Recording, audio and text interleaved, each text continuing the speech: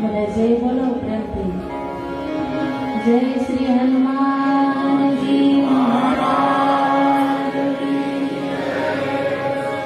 રામચંદ્ર ભગવાન સત્યવર સાઈ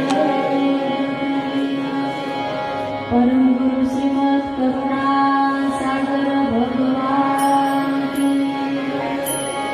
आद्य शक्ति मात की धरती मात की सब संतन की सब देवन की ओम नमः पार्वती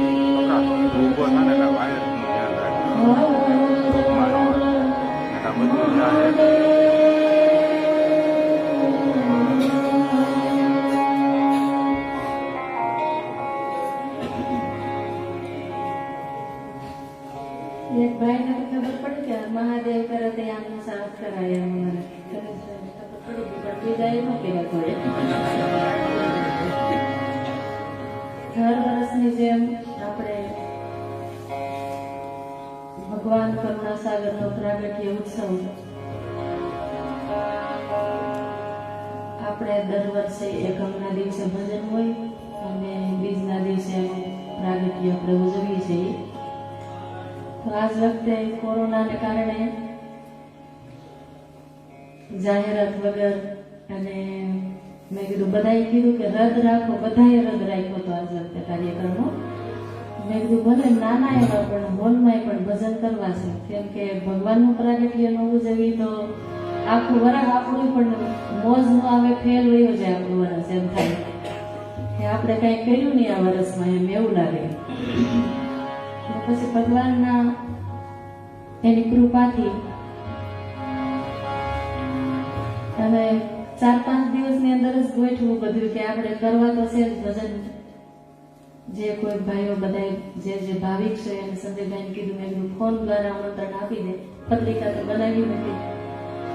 અને એવી રીતે પછી ભગવાનના હુકમથી અને આદેશથી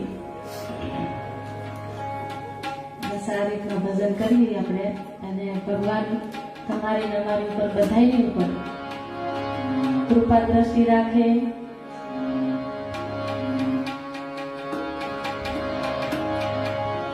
અને સદબુદ્ધિ આપે, કેમ કે આ કોરોના એ અકારણ નથી આવ્યું, એની પાછળ કાંઈક હેતુ છે.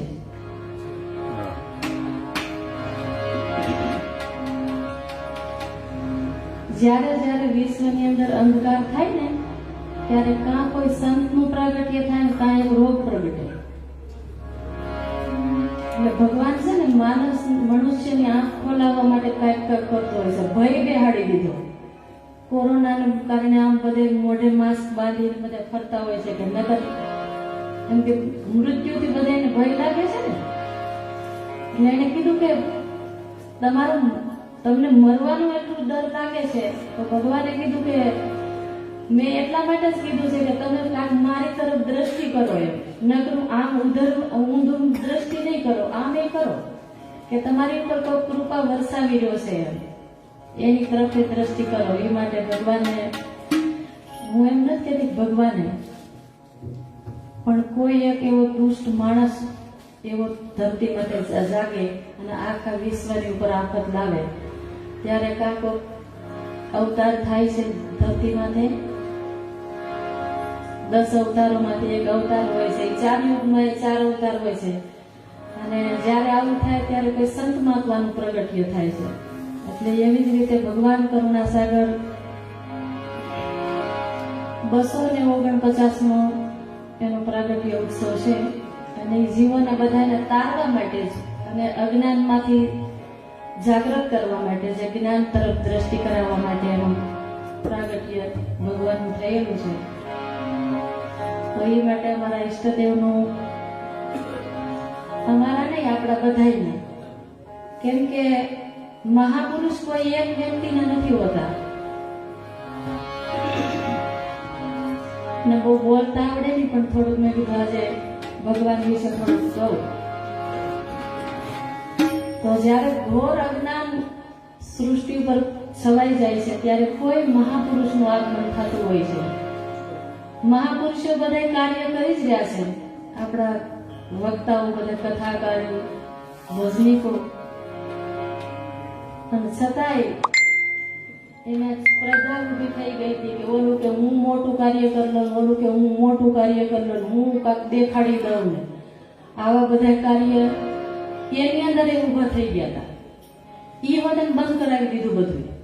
મોટા દેવળો બનાવવાનું, મોટા જબરજસ્ત આશ્રમો બાંધવાનું બધું એમ દેખાદેખી એમાંય વધી ગઈ હતી.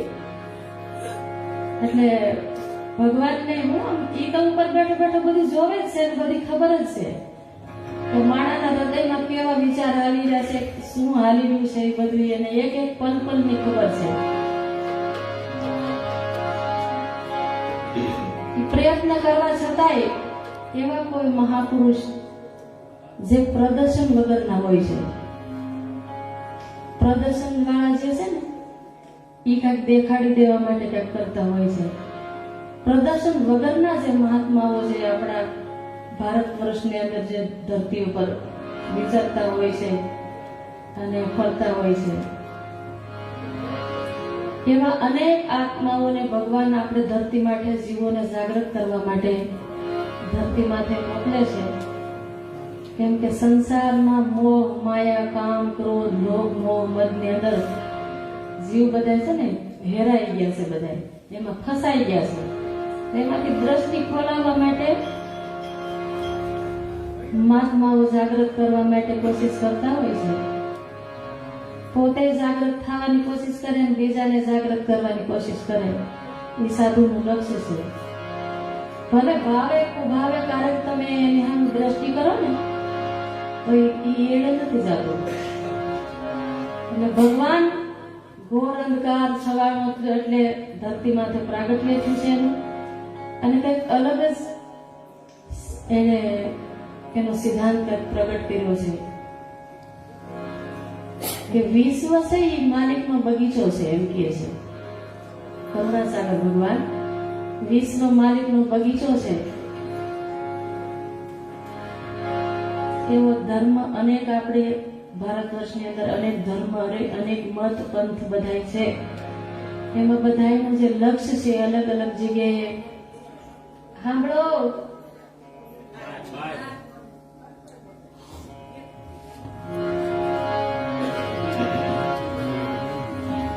એટલે એમાં મહાત્માઓએ અમુક નિશાનો નક્કી કરેલા હોય છે.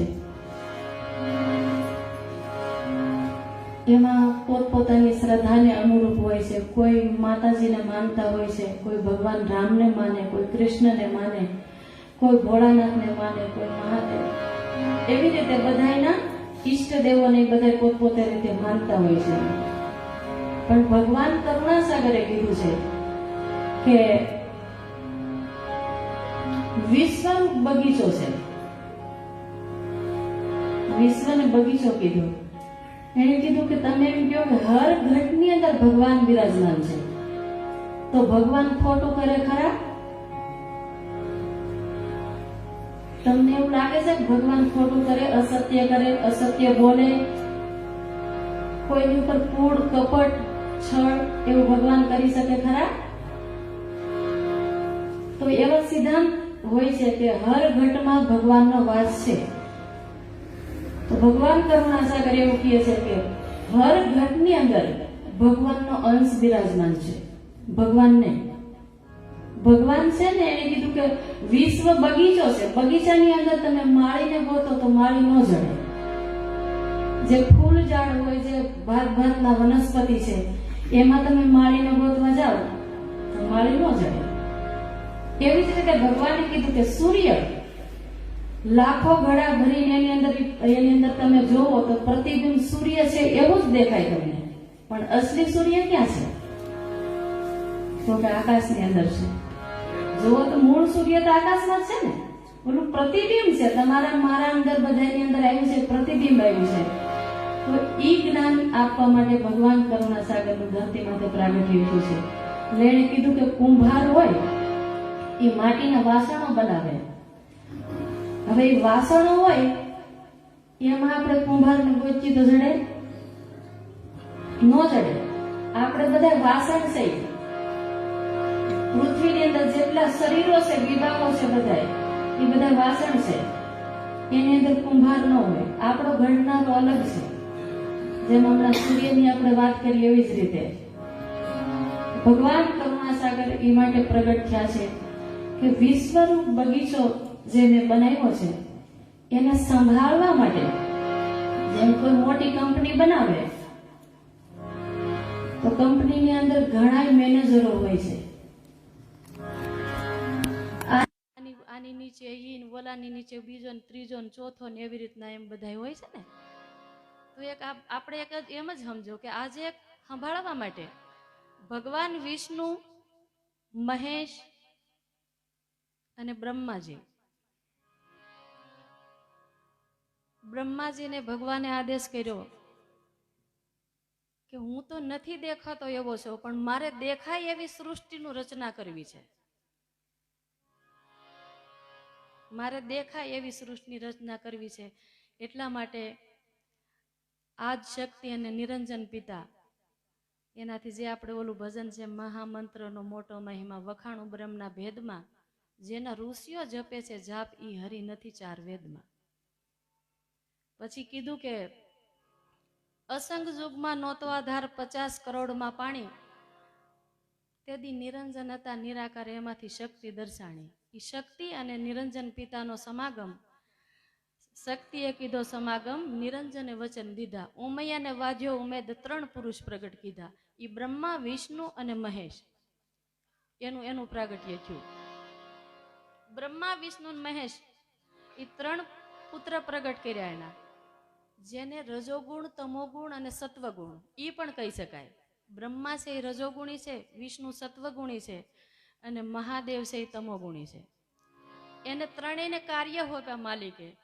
પછી નિરંજન પિતા અને શક્તિ, એને પછી બીજી 3 દીકરીઓ ઉત્પન્ન કરી. એનું પછી વિશ્વને બગીચો બનાવ્યો ભગવાનના આદેશથી કે મારે કાંઈક રમણીય, હવે તમને મને કાંઈક આવડતું હોય, કોકને ડિઝાઇન આવડતી હોય લાદીની, કોકને સરસ કપડાનું સરસ આવડતું હોય, કોકને ભજન હારા ગાતા આવડતું હોય, કોકને હારું બોલતા આવડતું હોય, એ બધું કાર્ય બધે કરતા હોય છે ને. તો એ એક કલા છે. એ કલા પ્રગટ કરવાની તમને મને જો ઈચ્છા થતી હોય તો ઓલો અનંત બ્રહ્માંડનો અધિપતિ છે એને એમ થયું કે હું પણ કાંઈક એવું રમણીય બનાવું. તો આ વિશ્વ એને રમણીય માટે બનાવ્યું છે. અને પછી વિશ્વ એવું બનાવ્યું કે વિશ્વ છે ને એ સર્જનહારને ન ઓળખી શક્યા અને એ અવ્યક્ત રહી ગયા. કેમ કે અરૂપ છે, નિરાકાર છે, જેનો કોઈ આકાર નથી, કોઈ સ્વરૂપ નથી. જેમ કોઈ માણસ મરી જાય ને એની માથે તમે બેઠા હોય ત્યારે એનો આત્મા ગયો એ કોઈએ જોયો કે ચકલી જેવો હતો કે પીળો હતો કે કાળો હતો કે ધોળો હતો? કોઈ જોયો?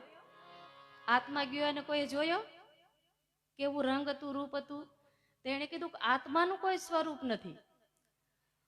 સતાર શાહે કીધું કે મેં કુછ નહીં મેં કુછ હું કંઈક સૌય તે. પણ એવું અવ્યક્ત સ્વરૂપ જે છે આપણા આત્માનું એવું અવ્યક્ત રૂપ છે. તો એ અવ્યક્ત રૂપ જે કેવલ કરતા છે, જે સર્જનહાર છે, એ બધાયથી પર રહી ગયા અને જે શરીરધારી છે એ બધે પૂજાવા માંડ્યા. કેમ કે બ્રહ્માજીએ શરીર ધારણ કર્યું, વિષ્ણુએ શરીર ધારણ કર્યું, ભગવાન રામ, ભગવાન કૃષ્ણ, મહાદેવ, આ બધાય. તો જે નથી દેખાતું ત્યાં સુધી તો કોઈની તાક પહોંચી જ નહીં. એ મહાપુરુષો ધરતીમાંથી એટલા માટે આવે છે કે નથી દેખાતું ને એનાથી આ વિશ્વ હાલે છે. જે આત્મા છે એ નથી દેખાતો એવો છે છતાંય આ શરીર હાલે છે. તો તમારો વિશ્વનો જે કર્તા છે, તમારો સર્જનહાર છે, એ અવ્યક્ત છે, જે અરૂપ છે, એના થકી આ વિશ્વ હાલે છે. તો એ ઓળખાણ કરાવવા માટે ભગવાન કરુણાસાગરનું પ્રાગટ્ય થયું છે. એટલે અમે હર વર્ષે આપણને બીજું વધારે પડતું તો બોલતા આવડતું નથી, પણ મેં કીધું આજે થોડુંક ભગવાનનું કાર્યનું કહું, કારણ કે અત્યાર સુધી ક્યારેય મેં કીધું નથી. તો આજે તમને કહું કે એ માટે ભગવાનનું પ્રાગટ્ય થયું છે. તો આપણે બધાએ એના જે શબ્દો છે, એનો જે હેતુ છે એ થોડો થોડો આપણે ધ્યાનમાં લઈ અને આપણે થોડી થોડી ખોજ શરૂ કરી દઈ અને માલિકને સમરવાનું. હાંજ હવાર હાલતા ચાલતા બેહતા ઉઠતા આપણને સંદેશ આપવા આવ્યા હતા કે વ્યર્થ મનુષ્ય જન્મ ગુમાવી દેતા નહીં. 84 લાખ પ્રકારના શરીર છે, એ એક કોટ છે. જેમ આ વંડો બાંધેલો છે, એમાંથી નીકળવા માટે આપણે આ દરવાજો છે, એમ 84 લાખ પ્રકારના અવનીની અંદરથી નીકળવા માટે મનુષ્ય એક દરવાજો છે. એનાથી 84 લાખમાંથી આપણે ફારગતિ મેળવી અને ભગવાન પાસે પહોંચી શકીએ. એટલા માટે સાધુ સંતો રાત દિવસ મહેનત કરતા હોય છે તમને બધાને કંઈક કંઈક કહેવા માટે. અમુક કોક બોલીને કહેતા હોય છે, કોક ભજન દ્વારા કહી ગયા હોય છે. જેમ મને બોલતા નથી આવડતું તો હું ભજન ગાઈને બધાને કહું છું, પણ આજે ભગવાને વળી હિંમત આપી મેં કીધું લાવો થોડુંક કહું એમ. એટલે ભગવાન કરુણા સાગરનું પ્રાગટ્ય એ નિમિત્તે થયેલું છે. તો પછી આપણે પાછા એણે ભજ્યા. ભગવાન રામ ધરતીમાંથી આવ્યા, એણે પણ ગુરુ કરી અને સર્જનહારને ભજ્યા. ભગવાન કૃષ્ણ ધરતીમાંથી આવ્યા, એણે પણ ગુરુ ધારણ કરી અને સર્જનહારને ભજ્યા. ભોળાનાથ શમશાનની અંદર બેસીને અખંડ સમાધિ ધારણ કરી અને ઈશ્વરને ભજે છે. તમે જુઓ પથારીની અંદર સૂતા સૂતા યોગ નિંદ્રાથી ભગવાનને ભજે છે. નારાયણ જે વિષ્ણુ છે, શ્રીહરિ. એટલે એને કીધું કે એના માતા પિતા છે નિરંજન નિરાકાર, પણ ધંધુકાર શૂન્યની અંદર જઈ અને સર્જનહારને ભજે છે. તો આપણે મનુષ્ય જન્મ છે એ બધાને દુર્લભ છે, કારણ કે એ ભગવાનનું કાર્ય કરી રહ્યા છે. અને આપણે ભગવાનનું કાર્ય એટલું જ કરવાનું છે કે એને પ્રાપ્ત કરવા માટે એનું શરણું મળે એટલું જ કરવાનું છે. આપણે બીજું ભગવાનનું કાર્ય કાંઈ નથી કરવાનું. અને એને તો જ્યાં સુધી પૃથ્વી રહે ત્યાં સુધી બ્રહ્માને ઉત્પત્તિનું જ કાર્ય કરવાનું.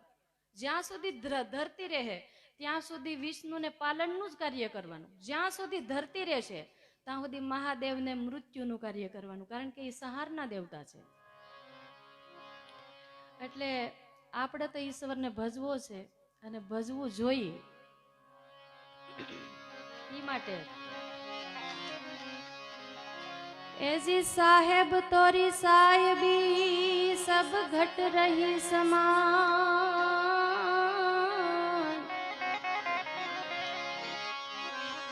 સાહેબ તેરી સાહેબી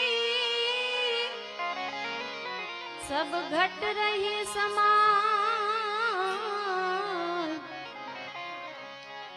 जू मेहंदी के पात में लाली रही छुपाई जी जी जी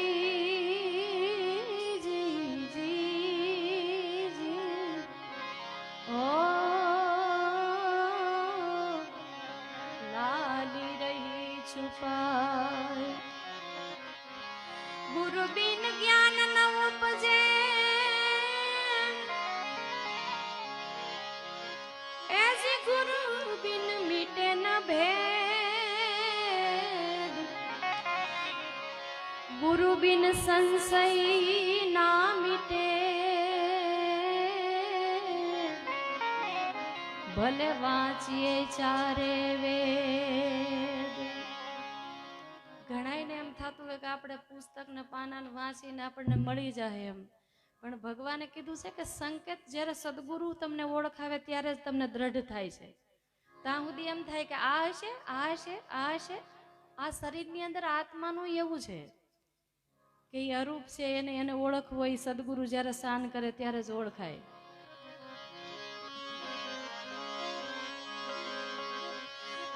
सदगुरु दाता मोक्ष का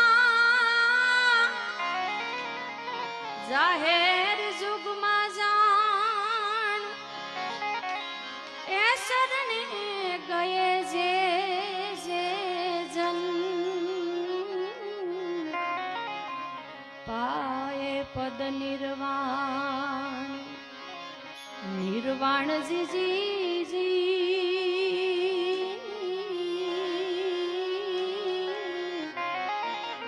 પામે પદ નિર્વાણ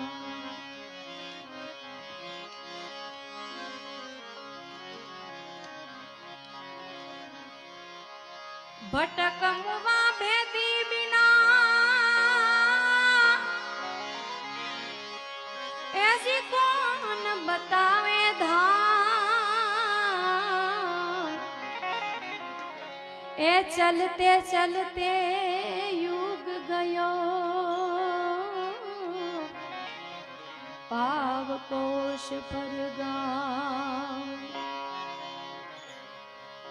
बसे कहाँ ने ढूंढे कहाँ किस विध आवे आत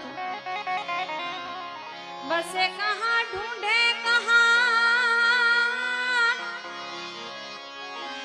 ऐसी किस विध आवे आत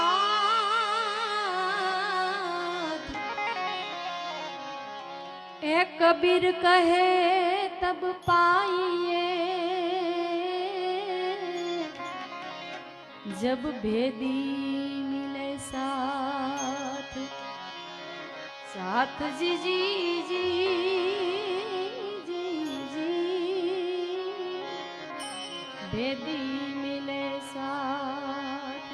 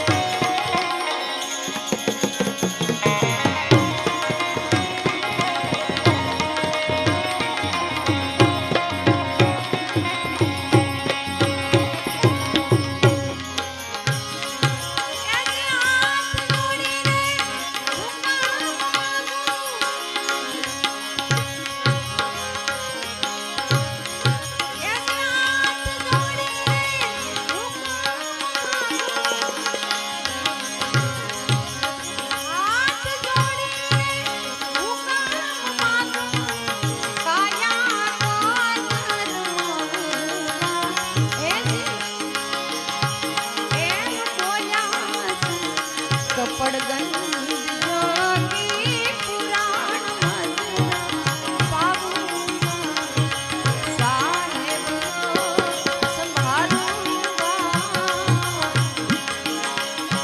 હે તનુંગા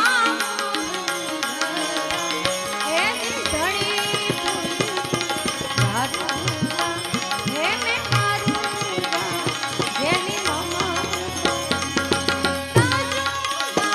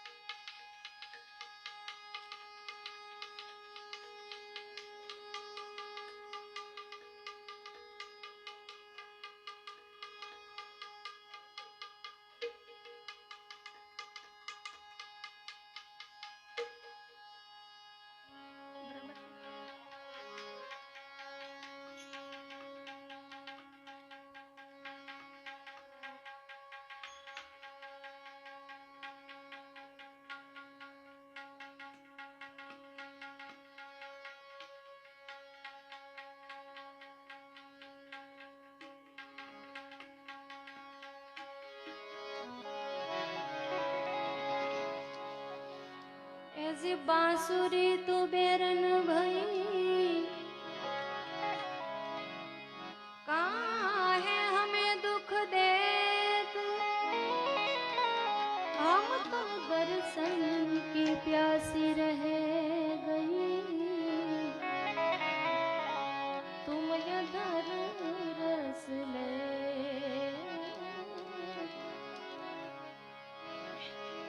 सुन ले पुकार मेरी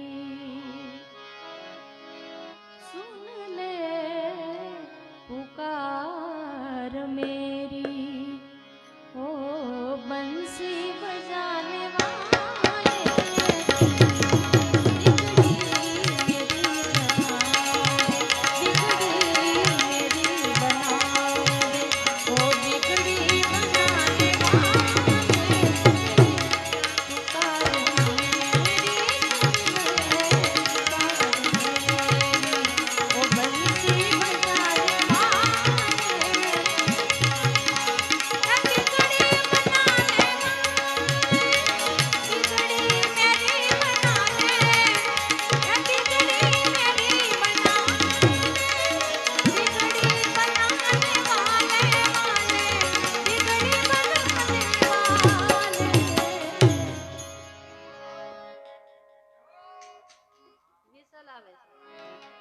सुन ले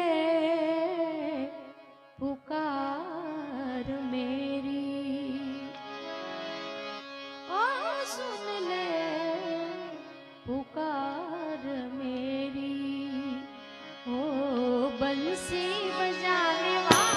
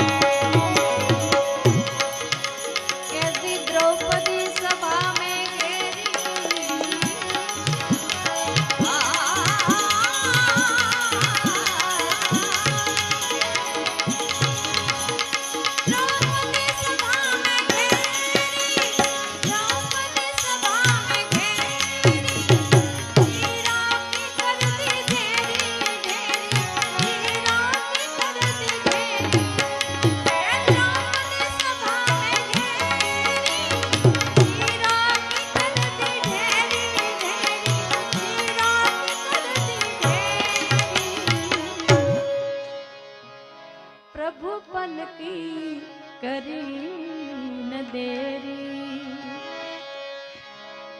आ प्रभु पल की करी न देरी ओ लजिया बचाने वाले प्रभु पल की करी न देरी प्रभु पल की करी न देरी ओ लजिया बचाने वाले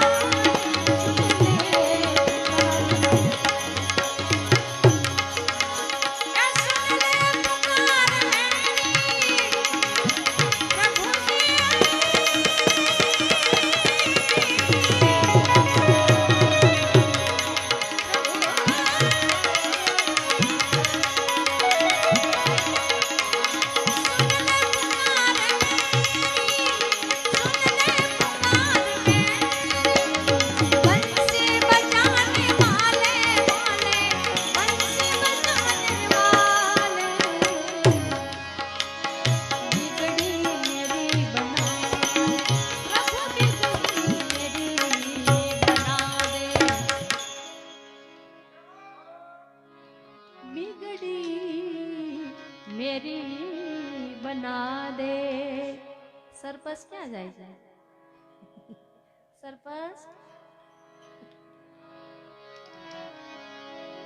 बिगड़ी मेरी बना दे ओ बिगड़ी बनाने वाले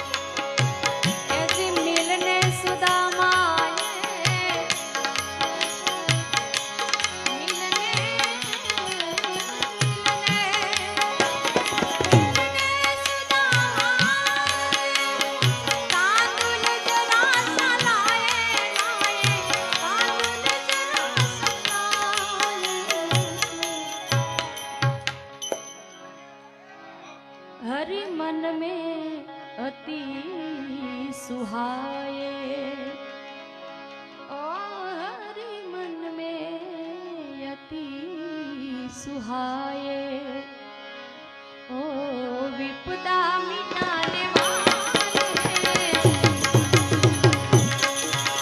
ए मिलने सुनामा तांदुल जरा सुनाए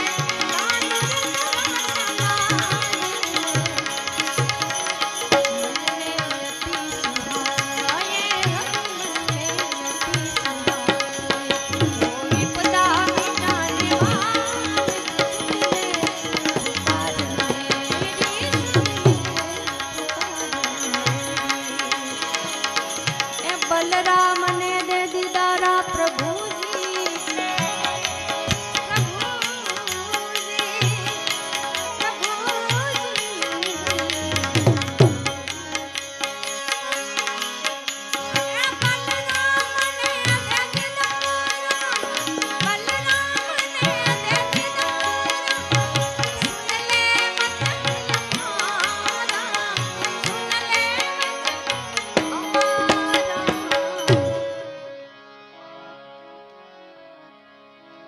कर दे जरा इशारा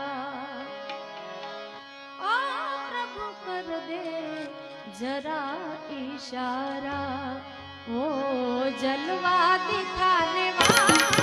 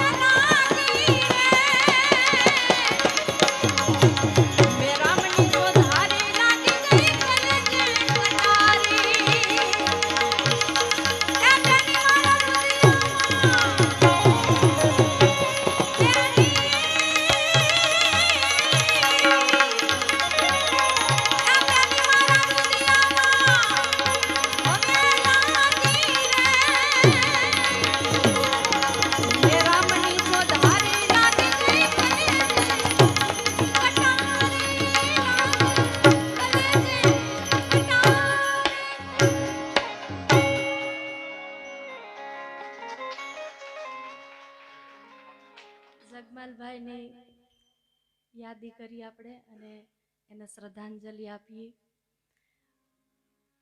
એના આત્માને ભગવાન શાંતિ આપે. બહુ ગર્વ ભજનીક હતા અને હમણાં બે ભજનીક આપણા વચ્ચેથી વિદાય લઈ લીધી. આપણને ખોટ છે એની.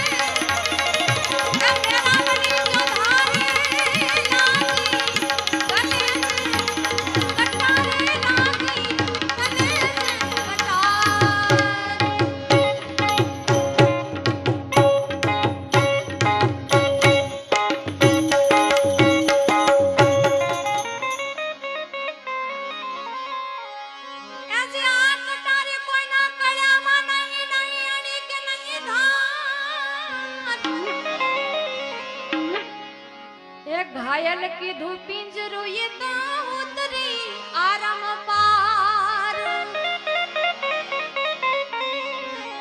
ऐसे पुकारी ना कहूँ छो प्राणिया ऐ तमे नुगरा थे करशो माने बेड़ी न दे जो बुडवा मारी बेडली उतारो ए हरि भगवान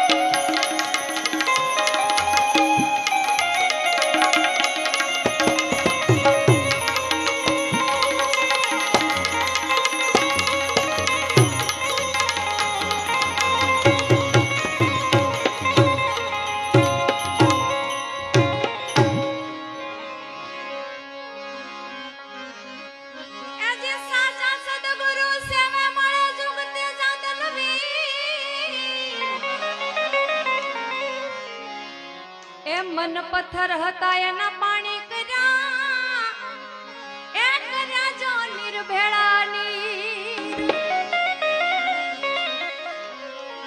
પાય લાગુ પરિબ્રહ્મને અને નચળ બતાવ્યું નામ રામદાસ ચરણે મૂળદાસ બોલ્યા એ મને ઠીક તો બતાવ્યું એ તરવાનું